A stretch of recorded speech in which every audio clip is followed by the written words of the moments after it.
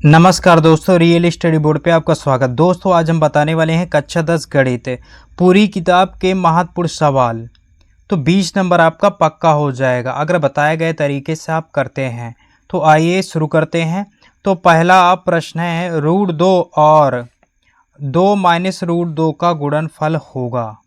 तो सबसे पहले हम यहाँ जान लेते हैं परिमेय संख्या क्या होता है, अपरिमेय संख्या क्या होता है। तो यहाँ सबसे पहले हम जानेंगे परिमेय संख्या। परिमेय संख्या तो परिमेय संख्या P/Q, जो P/Q के रूप में हो उसे हम क्या कहते हैं, परिमेय संख्या कहते हैं।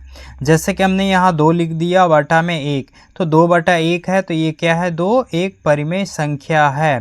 3/4 ये क्या है, एक परिमेय संख्या है, क्योंकि ये क्या है, P/Q के रूप में है।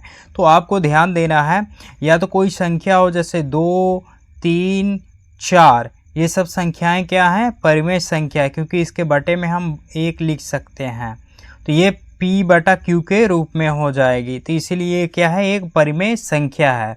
आपको इतना मालूम हो गया। अब हम आगे देखते हैं अपरिमेय संख्या क्या होता है।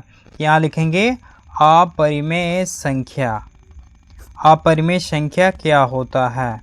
तो अपरिमेय संख्या वो होता है जो रूट में हो। जैसे रूट में 2, तो रूट में 2 ये बाहर नहीं निकलेगा, तो इसका मान जो है दशमलव में आएगा। रूट में 2 क्या है, ये एक अपरिमेय संख्या है। रूट में 3 ये क्या है, एक अपरिमेय संख्या। रूट में 5 ये एक क्या है, अपरिमेय संख्या है। तो यहाँ में क्या बताया गया है कि √2 और 2 माइनस √2 का गुणनफल होगा। तो गुणनफल हम देख लेते हैं क्या होगा। तो सबसे पहले हम यहाँ लिखेंगे, क्वेश्चन है आपका, क्वेश्चन है √2 गुणनफल बोला, तो यहाँ हम गुणा का चिन्ह लगा लेंगे। 2 माइनस, उसके बाद है 2 माइनस √2। अब इसको हम आपस में गुणा कर देंगे। √2 का गुणा 2 में करेंगे तो 2 √2, माइनस है तो माइनस लगाएंगे। अब इसका गुणा करेंगे, 2 दूनी 4, दोनों रूट में है तो ये हो जाएगा 4। तो ये 4 √4 का मान होता है 2। √4 का मान क्या होता है, 2। तो यहाँ 2 √2 माइनस आ जाएगा यहाँ 2। तो इस प्रकार से यहाँ क्या आ गया, रूट में है संख्या।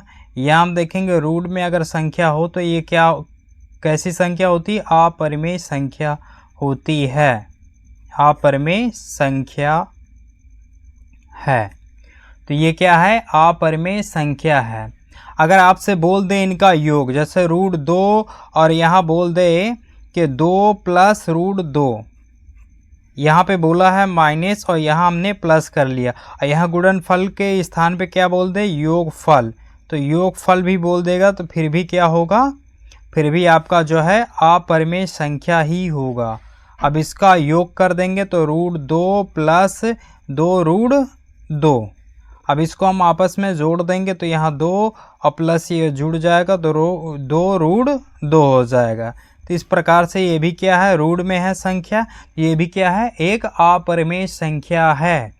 तो इस प्रकार से इसका उत्तर क्या हो जाएगा, इसका उत्तर पहला हो जाएगा अपरिमेय संख्या। अपरिमेय संख्या। अब हम दूसरा सवाल देखेंगे। दूसरा सवाल कह रहा है कि संख्या 156 का अभाज्य गुणनफल होगा। तो 156 का हम निकाल लेते हैं अभाज्य गुणनफल।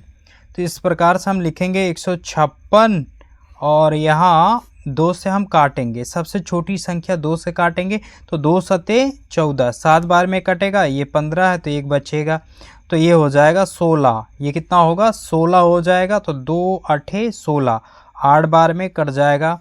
फिर हम 2 से काटेंगे, 2 से काटेंगे, 2 3 6, 3 बार में कट गया, बचा 1 यहाँ बचा, तो ये हो जाएगा 18। अब 2 9 18, तो 9 बार में कट जाएगा, 2 9 18। अब ये 2 से नहीं कटेगा, 3 से ही कटेगा, तो 3 से काटेंगे तो 3 एकम 3 और ये 3 त्रिका 9, तो यहाँ आ जाएगा 13। 13 अभाज्य संख्या है। तो अभाज्य संख्या क्या होता है, वो स्वयं से ही कटता है। तो 13 13 से ही कटेगा, 13 एकम 13, 13 एकम 13। अब इसको हमें क्या करना है, गुणनफल के रूप में लिख लेना है। तो गुणनफल के रूप में लिखेंगे 2 गुणा 2 गुणा क्या है 3 गुणा 13। इस प्रकार से हम लिख लेंगे। अब यहाँ क्या है 2 बार है तो 2 की पावर 2 और यहाँ 3 गुणे 13 लिख देंगे। यही हमारा क्या हो जाएगा आंसर हो जाएगा। तो देखेंगे कौन सा ऑप्शन हो जाएगा सही। तो ऑप्शन आपका बी सही हो जाएगा। तो 2 की घात 2 गुणे 3 गुणे 13 यही आपका उत्तर हो जाएगा। अब हम अगले प्रश्न की ओर चलेंगे। अगला प्रश्न क्या कह रहा है? अगला प्रश्न कह रहा है कि 15 और 25 का एलसीएम 5 है तो उनका एलसीएम होगा। तो हमें निकालना है एलसीएम क्या होगा। तो यहाँ संख्या पहली संख्या गुणे दूसरी संख्या बराबर होता है एलसीएम गुणे एचसीएफ, ये फार्मूला होता है। तो इनको याद कर लेना है कि पहली संख्या गुणे दूसरी संख्या बराबर एलसीएम गुणे एचसीएफ। अगर हमें एलसीएम का मान निकालना है तो ये इसके अपान में आ जाएगा यानी बटे में आ जाएगा। तो एलसीएम बराबर हो जाएगा पहली संख्या गुणे दूसरी संख्या। यहाँ हमने पहली संख्या ए माना है और दूसरी संख्या बी, तो ये इसके बटा में आ जाएगा। तो एचसीएफ यहाँ हम बटा में लिख देंगे। अब यहाँ हम देखेंगे पहली संख्या 15 है और दूसरी संख्या 25 और एचसीएफ 5 है। तो पहली संख्या हम 15 और गुणे और दूसरी संख्या 25 और बटा हम लिख देंगे एचसीएफ। एचसीएफ है 5 तो यहाँ 5 लिखेंगे।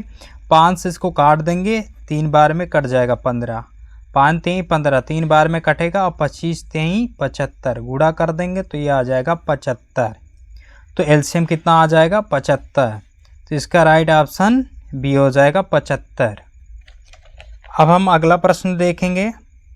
अगला प्रश्न है प्रश्न नंबर 4। प्रश्न नंबर 4 कह रहा है यदि द्विघात समीकरण 3x² minus 12x plus m बराबर 0 के बराबर है। इस प्रकार से अगर क्वेश्चन आ जाए कि बराबर है तो हम क्या करेंगे, यहाँ इसको हम समीकरण को लिख लेंगे। 3x² minus 12x plus m बराबर 0।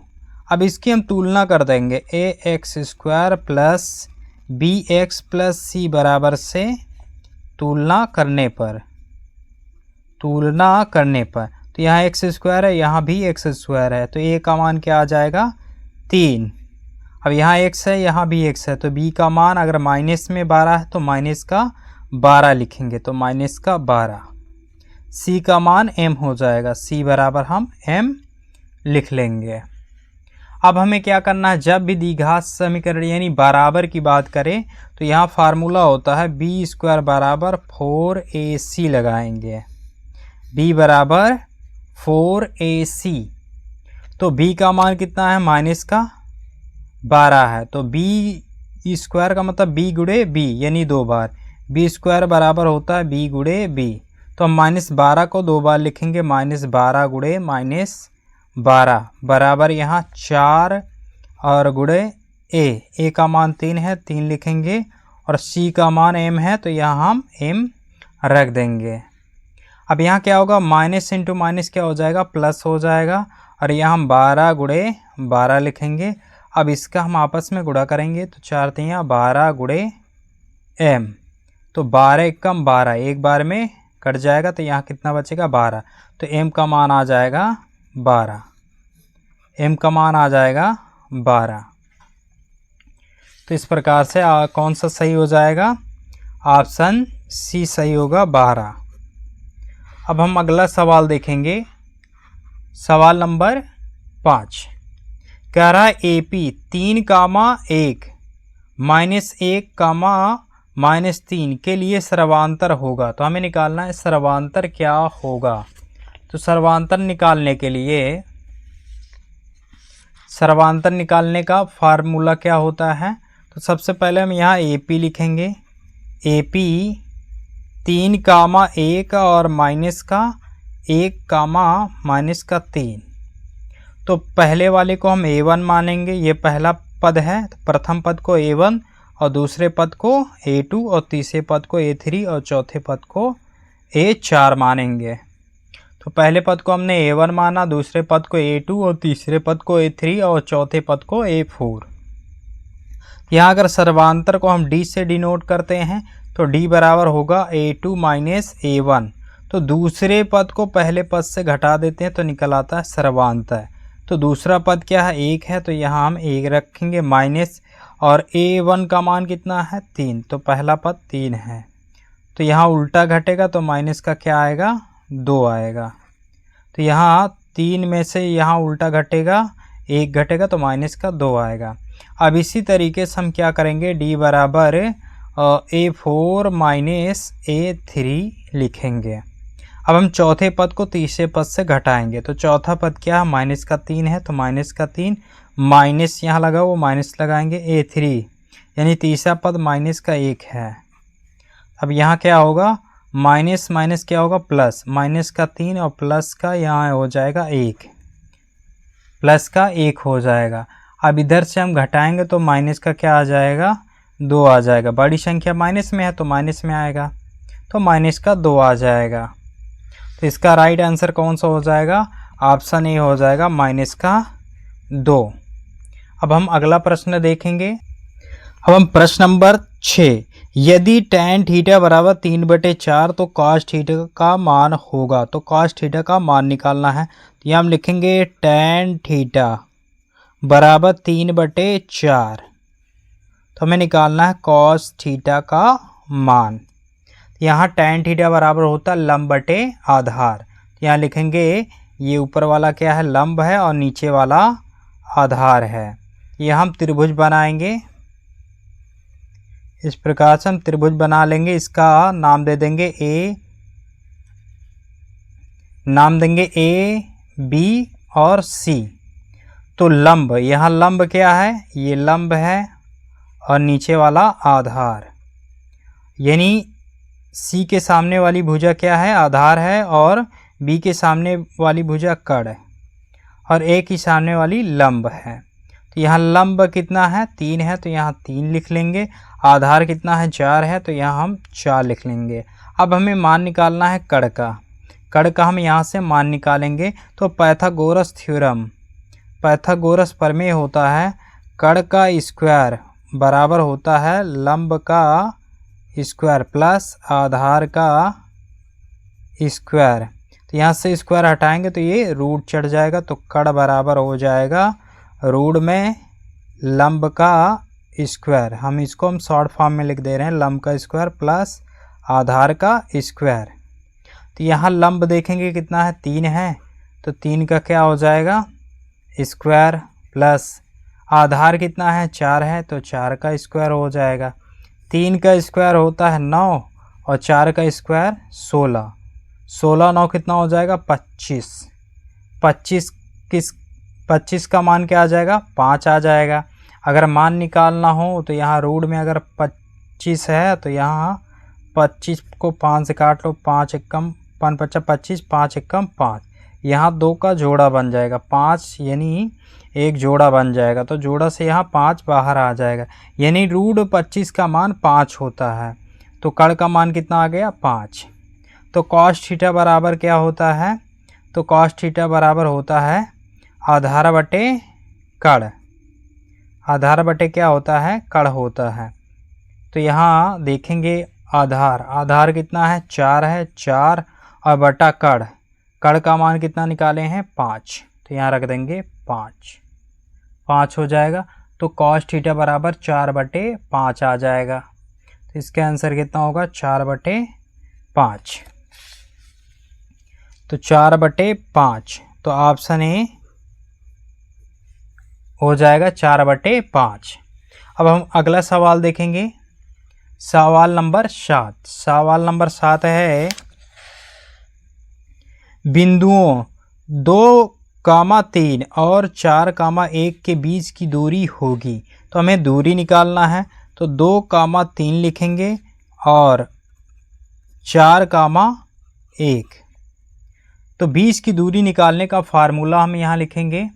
तो सबसे पहले हम क्या मानेंगे, इसको x1 और इसे y1। तो पहले वाले को x1 मानेंगे, दूसरे वाले को y1। इसी तरीके से इसको हम मानेंगे x2 और y2। तो यहाँ x2 मान लेंगे, 4 को x2 और 1 को y2। अब यहाँ फार्मूला होता है 20 की दूरी निकालने के लिए। 20 की दूरी को हम डी मान ले रहे हैं, तो निकालने के लिए क्या होता है x2 माइनस x1, यानी दूसरे वाले को पहले वाले से घटा देते हैं और इसका क्या कर देते हैं whole square, plus y2 minus y1, y2 को y1 से घटाकर इसका होल स्क्वायर कर देते हैं। तो यहाँ से हम मान रखेंगे x2 का मान कितना है 4 है, तो 4 माइनस x1 का मान 2 है, तो यहाँ 2 रखेंगे का स्क्वायर का होल स्क्वायर हो गया। y2 का मान 1 है, 1 रखेंगे, माइनस y1 का मान 3 है, 3 रखेंगे का होल स्क्वायर। तो 4 में से 2 घटेगा तो यहाँ आ जाएगा 2 का स्क्वायर। अब यहाँ इधर घटेगा तो 3 में से 1 घटेगा तो माइनस का 2 आएगा का स्क्वायर हो जाएगा। तो यहाँ मान आ जाएगा 2 का स्क्वायर कितना होता है 4 और माइनस 2 का स्क्वायर करेंगे तो -2 गुणे -2, माइनस माइनस प्लस और ये 2 दूनी 4, ये भी 4 आ जाएगा। तो रूट में इसको जोड़ेंगे तो 4 + 4 हो जाएगा 8। तो इसका हम क्या करते हैं 8 को तोड़ लेते हैं, 2 से काटेंगे 2 चौको 8, फिर 2 से काटेंगे 2 दूनी 4, फिर 2 एकम 2, यहाँ से एक जोड़ा बन गया 2 का, तो 2 बाहर आ जाएगा और रूट में क्या बचेगा, रूट में 2 बचेगा, तो यहाँ रूट में 2, तो रूट 8 का मान हो जाएगा 2 रूट 2, यही आंसर हो जाएगा। तो ऑप्शन देखेंगे ऑप्शन आपका कौन सा सही है, यहाँ 2 रूट 2 आया है, तो ऑप्शन आपका सी सही हो जाएगा 2 रूट 2। अब अगला सवाल देखेंगे, सवाल नंबर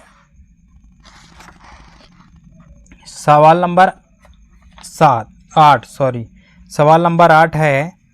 जब एक पासे को एक बार फेंका जाता है तो एक सम संख्या प्राप्त होने की प्रयत्ता होगी। तो एक पासे की बात कर रहा है, तो पासे की अगर बात करें तो पासे में 1 आने की संभावना होती है 2 और 3, 4, 5 और 6। तो 1 से लेकर 6 तक संख्या होती है पासे, जिसको आप लूडो बोलते हो। तो 1 से 6 तक की संख्या आने की संभावना होती है। तो टोटल कितनी संख्या हो गई 6 हो गई, और इसमें सम संख्या आने की प्रयत्ता। तो पहली संख्या क्या होती विषम, दूसरी संख्या सम, 1 आया और 4 2 एक सम संख्या है, 4 भी एक सम संख्या और 6 भी एक सम संख्या। तो 1 2 3 क्या हो गई सम संख्या।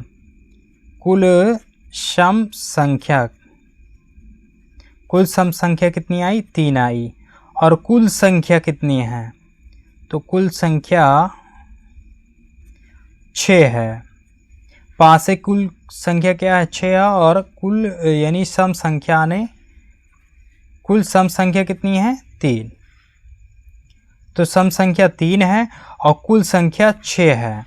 तो कुल संख्या को हम नीचे रखते हैं, जब भी हम निकालते हैं प्रयत्ता निकालते हैं तो टोटल नीचे रखा जाता है, और जो सम संख्या आने की संभावना, तो 1 2 3 सम संख्या आने की संभावना ऊपर रखेंगे।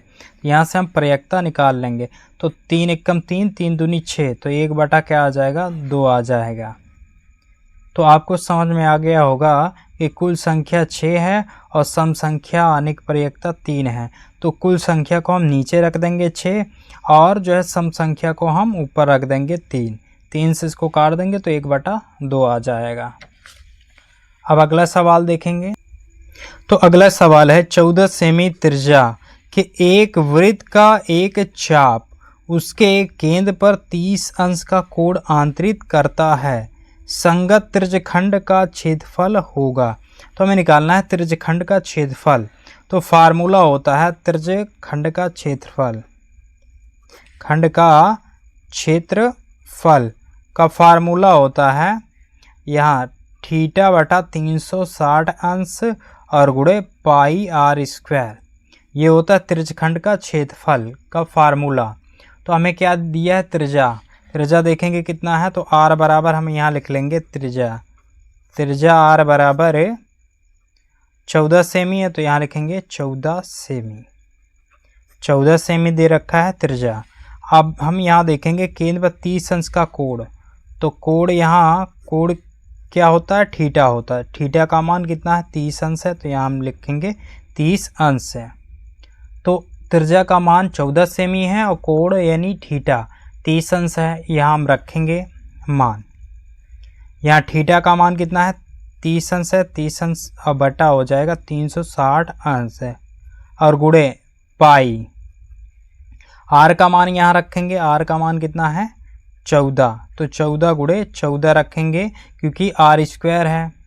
तो आर स्क्वायर का मतलब होता है आर गुणे आर, आर को 2 बार गुणा, आर का 2 बार गुणा, तो 14 गुणे यहाँ 14 हो जाएगा। यहाँ 0 0 कटा देंगे, 3 बटा हो जाएगा 36, और गुणे यहाँ पाई, और इसका आपस में गुणा करेंगे तो 196 हो जाएगा, 196। यहाँ से हम इसको काटेंगे 3 से, 3 एकम 3 और ये 3 दूनी 6, 12 बार में कट जाएगा। अब इसको हम काटेंगे तो इसको हम क्या करते हैं, 4 से काटते हैं। 4 से काटेंगे तो 4 3 12, और यहाँ क्या हो जाएगा 4 चौक 16, 4 चौक 16, तो बचेगा कितना 3, तो ये हो जाएगा 36, तो 4 9 36, 4 9 36 यानी 49 बार में कट जाएगा। यहाँ 49/3 पाई, 49 क्या हो जाएगा 3 पाई।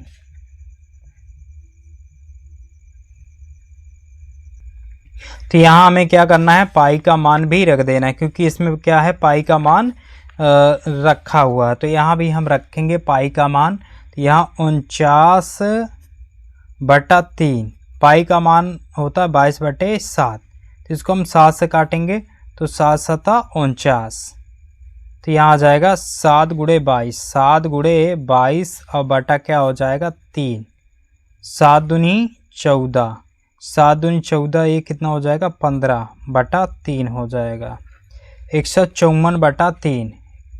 इनका आपस में गुणा करेंगे तो 154 क्या आ जाएगा 3। तो ऑप्शन कौन सा सही हो जाएगा, ऑप्शन आपका सी सही हो जाएगा, 154/3। अब हम लास्ट क्वेश्चन देखेंगे। लास्ट क्वेश्चन है आपका, निम्नलिखित सारणी का माध्य होगा। तो हमें निकालना है माध्य, वर्ग अंतराल दे रखा है और बारंबारता, तो हमें निकालना है माध्य क्या होगा। तो इसको हमने पहले से ही तैयार करके रखा है, तो अब इसको हम निकालेंगे माध्य।